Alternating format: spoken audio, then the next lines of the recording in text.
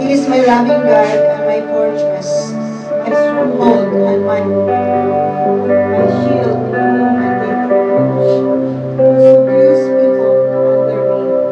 O Lord, what is man that you care for him, the Son of Man that you think of him? Man is like a breath, his days are like a fleeting shadow.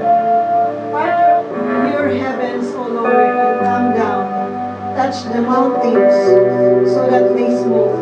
Send forth lightning and scatter the enemies.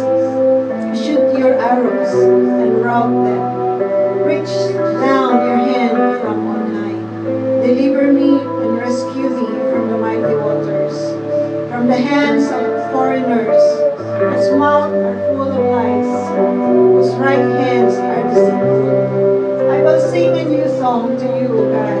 On the 10-string lyre, I will make music to you, to the one who gives victory to kings, who delivers his servant David from the deadly sword. Let's pray. Panginoon, maraming salamat, Ama. Truly, Lord, kayo po ang Diyos na makapangyarihan sa lahat, tagapagtanggol, at tunay, Panginoon, na maaasahan sa lahat ng oras, O God.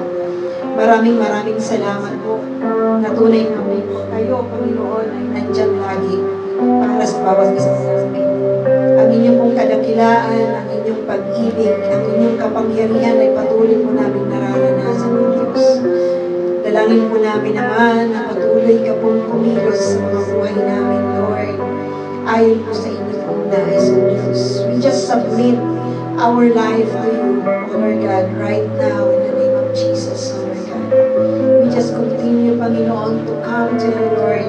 At tunay nga po, Ama, nadalangin po namin sa gawain sa gabing ito na patuloy ng inyong kapangyarihan ang aming pong maranasan, Lord.